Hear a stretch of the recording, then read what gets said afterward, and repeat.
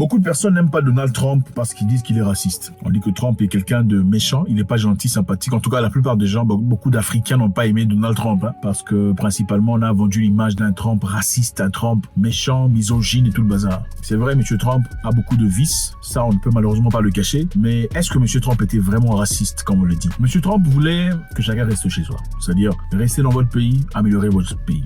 Restez chez vous, améliorez chez vous, prenez soin de chez vous, construisez, bâtissez, mettez-vous ensemble comme une vraie communauté, réfléchissez ensemble. Si vous avez des leaders qui sont paupérisateurs, dictateurs, cherchez un moyen de les renverser. Améliorez chez vous. Prenez les serfs de votre pays, l'avenir de votre nation. Ne soyez pas des mendiants. C'est ça, l'idéologie de Trump. Et beaucoup l'ont peint comme une personne raciste, mauvaise, méchante, ne veut pas de noirs, tout ça. Bon, c'est normal. Quand quelqu'un vient chez vous et que soudain, chez vous, ce n'est plus comme c'était dans le passé, vous allez aimer ça. Je ne sais pas si vous allez aimer ça. Quelqu'un vient dans votre parcelle, peu importe votre maison, soudain, il commence à mettre la couleur, la peinture, tout ça. Quand tu lui dis, faut arrêter de mettre la peinture, la couleur verte, qu'est-ce qu'il dit? Non, tu es tribaliste. Vous avez déjà vécu ça. Il y a dans des pays ici, si quelqu'un fait des bêtises, et souvent ils font des bêtises. S'il fait une bêtise, tu lui dis arrête de faire des bêtises. Oh non, tu es tribaliste. S'il commence à manger un truc là que les gens ne mangent pas, oh non, tu es tribaliste. Mais non, on mange pas ça ici. Toi, tu veux manger ça comme moi. Ça sent mauvais. En Allemagne, par exemple, on a vu des histoires, j'ai vu ça personnellement. Un monsieur africain est parti cuisiner un truc là. Cette nourriture là, il faut que ça pourrisse un peu. Il faut que ça pourrisse avant de cuisiner ça. Il faut que ça commence à pourrir pour avoir le goût et l'odeur. Donc, le goût de cette nourriture, c'est dans la pourriture. C'est quand ça commence à pourrir. Bon,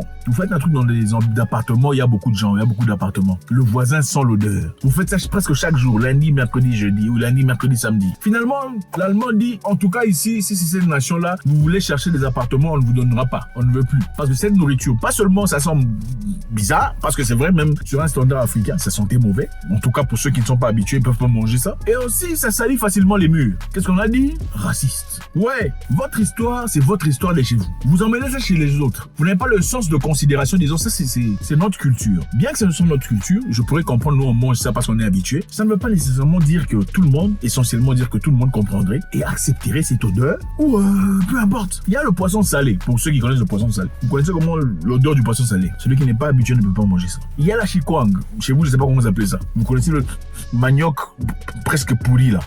Vous connaissez l'odeur, n'est-ce pas? Ça fait partie de son goût. En tout cas, chez les Africains, chez tout ça, chez nous, c'est normal, on aime ça. Mais tout le monde n'aime pas ça. Maintenant, quand vous allez manger ça dans un milieu où les gens n'aiment pas ça, vous dites quoi? Et qu'ils réclament, ils disent non, l'odeur, c'est pas bon. Qu'est-ce qu'on dit? Racisme. Ce n'est pas le racisme. Il y a un manque de considération de chez les gens. Vous venez chez les gens. Il faut vous comporter d'une certaine façon. Il faut respecter leur culture, respecter leurs coutumes, respecter leur façon d'être. Quand vous partez en Inde, par exemple, vous n'allez pas saluer les gens bizarrement comme vous voulez, non. Vous faites namasté comme ils le font. Quand vous allez en Arabie Saoudite, vous n'allez pas toucher la femme des gens avec tes mains. C'est contre-productif. Il faut saluer en accord avec leur culture. Quand vous allez, je sais pas, au Japon, vous n'entrez pas chez les gens avec vos chaussures garnies de tout ça. Non, vous enlevez vos chaussures pour rentrer. Respect de la culture des gens. Beaucoup de gens parlent de Marine Le Pen ici. Marine Le Pen, elle est raciste. Marine Le Pen, je ne peux jamais voter pour elle. Bon, c'est vrai. On n'exclut pas que le fait qu'elle soit probablement ou potentiellement raciste, ou peu importe. Peu importe, en tout cas, sa façon de voir les choses.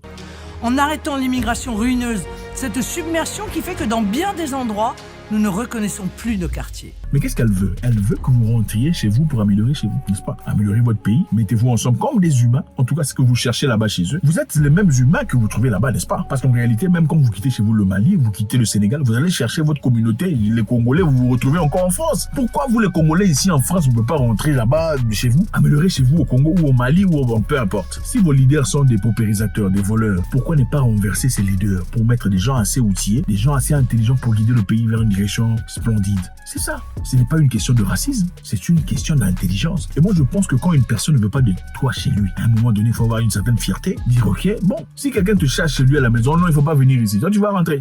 Toi, tu vas rentrer. Tu n'iras pas. Chez les Africains, d'ailleurs, même si on ne te chasse pas, si seulement tu es parti chez lui, il n'était pas très chaud. Je ne veux plus jamais mettre mes pieds là-bas. Jamais. Moi, encore moi. Plus jamais. Il m'a effacé les faits des WhatsApp. Je ne vois plus en photo. Plus jamais. C'est ça, non? La fierté, c'est seulement quand c'est entre nous, contre noir et noir, là, il y en a fier. Quand c'est noir et noir, on a beaucoup de fierté. Mais quand c'est noir et quelqu'un d'autre n'a pas de fierté, si on ne veut pas de vous, chez autrui, rentrez chez vous. Rentrez chez vous, ayez un certain degré de fierté, améliorez chez vous, améliorez votre ville, améliorez votre pays. Vous n'aimez pas votre président, mettez-vous ensemble, concertez-vous, faites-le tomber. Oui, pourquoi on ne le fait pas? Oh, nos dirigeants. Il y a combien de dirigeants? Combien au nombre de peuples? Il y a combien de dirigeants comparé au nombre de peuples? Est-ce qu'il y a plus de dirigeants que de peuples? Le peuple ne peut pas se mettre ensemble pour renverser les dirigeants, comme on a fait à Sri Lanka et ailleurs. Pourquoi on n'a pas le courage de le faire chez nous? En Égypte, qu'est-ce qui s'était passé? Quand on a dit machin Égypte, orage arabe, machin, histoire arabe. Qu'est-ce qui s'était passé? Ils se sont levés. Il y a des gens qui se sont brûlés. Il y a des gens qui se sont tués. Pourquoi? Pour aboutir à l'objectif final. Chez nous, on ne peut pas le faire. On n'a pas le courage. On préfère quitter, aller chez autrui et aller se plaindre au racisme, au Black Lives Matter. Vous plairer Black Lives Matter chez les gens. Ce n'est pas chez vous. Rentrez chez vous. Personne ne viendra vous persécuter. Tout ça. Rentrez chez vous. Travaillez chez vous. Améliorez les infrastructures. Travaillez en communauté. Détruisez la corruption. Jetez en prison ces corrompus. Arrêtez de chanter les gens dans des chansons. Oh, grand prêtre. Oh, boss. Tout ça, ce sont des voleurs, des gens qui ont de l'argent dans le vol, la manipulation, le pillage. Il n'y a aucun, en tout cas, il n'y a pas de... Pourquoi on ne chante pas les savants dans les chansons? Pourquoi on ne chante pas des gens intelligents? Pourquoi on ne chante pas des docteurs qui ont... Pourquoi on ne chante pas ces personnes? C'est seulement des gens qui ont de l'argent dans l'espoir. Pourquoi? Parce qu'on s'attend à ce que ces personnes vous donnent un peu d'argent dans une mendicité frénétique. Comment est-ce possible une nation des mendiants? Aller chez les gens, c'est mendier. Fuir son pays pour aller ailleurs dans le but de devenir réfugié. S'il n'y a pas la guerre, c'est mendier. C'est mendier. Si tu as fui la guerre, on peut comprendre. Tu as fui les persécutions, on peut comprendre. Tu as fui les difficultés directes vis-à-vis de ta santé, on peut comprendre. Mais aujourd'hui, même les pasteurs vont ailleurs pour mentir. Oh non, moi j'étais persécuté. Oh, moi j'étais papa, je suis parti, on a voulu me tuer. Voilà pourquoi beaucoup de gens le font. Même des pasteurs le font pour avoir des visas au Canada. C'est honteux, c'est la mendicité. Il faut rentrer chez vous, améliorer chez vous, vivez chez vous. Si vous ne pouvez pas vivre chez vous dans votre pays, vivez quand même dans un pays africain. Les Indiens vivent pas nécessairement en Inde. Il y a beaucoup d'Indes en Afrique, dans beaucoup de pays qui évoluent, qui progressent, qui commencent des entreprises et qui vivent très bien. Ils vont chez eux pour les visiter, rentrer. Faites comme ça. Allez en Afrique, trouvez un pays où vous vous sentez à l'aise, où les gens vous accueillent. Si chez vous c'est la merde, on peut comprendre des pays africains qui sont complètement la merde. Allez dans un pays où vous êtes accueillis, vous êtes bien. Il y a des pays africains qui se développent, ça avance, ça progresse. Vous trouvez des gens qui vous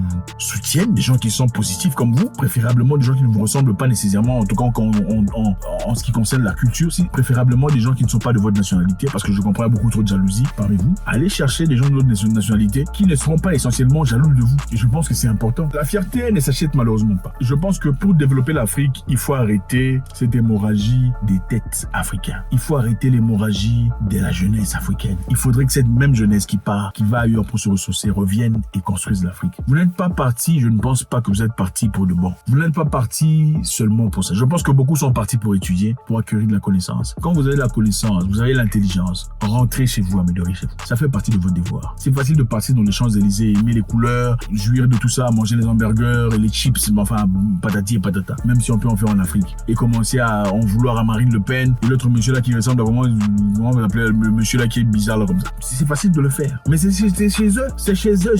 C'est chez eux. C'est normal qu'ils ne veulent pas de vous. S'ils veulent pas de vous, rentrez chez vous. Améliorez chez vous. Ne nous dites pas Black Lives Matter parce qu'on sait les gens que rentrez chez vous, améliorez votre pays. Il faut avoir le courage de s'élever comme un seul homme. S'unir pour une cause commune. C'est ça qu'on n'a pas. Le sens d'organisation. Mettons-nous ensemble. Contribuons. Mettons de l'argent ensemble pour construire la route. Mettons de l'argent ensemble pour commencer une école. Assez cette mentalité de fuir. Restez chez vous, développez chez vous. Vous partez en Europe pour faire le sport, d'accord. Bravo, on comprend les opportunités là-bas. C'est pour le sport. Vous partez en Europe parce que vous allez pour une formation, d'accord. C'est bon. Vous partez en Europe parce que vous avez fui la guerre directement. C'est bon, on peut comprendre. Mais partir dans le but de fuir sa patrie, sa nation, seulement pour partir, non. Je pense que ce temps-là est révolu. Dans le passé, on pouvait comprendre. Pas aujourd'hui, plus aujourd'hui. Le même argent que vous dépensez pour partir là-bas, ce même argent-là, vous pouvez utiliser ça pour commencer une entreprise chez vous à la maison et avoir le respect, la dignité possible. On peut rester en Afrique et faire tomber ces dirigeants voleurs. On peut le faire. On peut rester en Afrique, je répète, et faire tomber ces dirigeants voleurs, ces politiciens qui nous nuisent, qui nous assujettissent, nous asphyxient la vie. Mais il faut avoir le courage de le faire. Il y a beaucoup de pays africains qui évoluent. Il y a beaucoup de pays africains qui avancent. Donald Trump n'était pas raciste parce qu'il disait restez chez vous, améliorez chez vous. C'est l'image qu'on voulait peindre de lui. Il voulait que vous restiez chez vous, développez chez vous. Donc toi tu vas voyager, mais chez vous c'est sale. Ce n'est pas normal.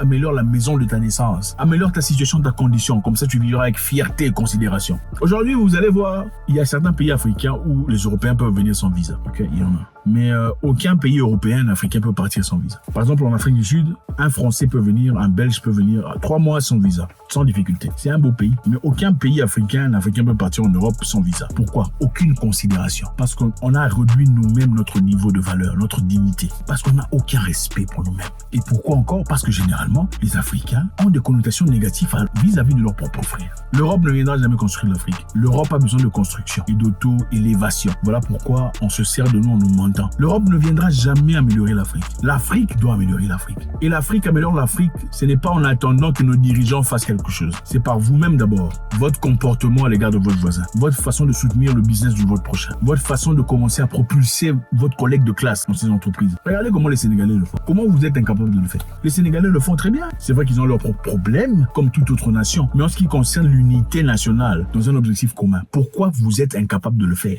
Pourquoi?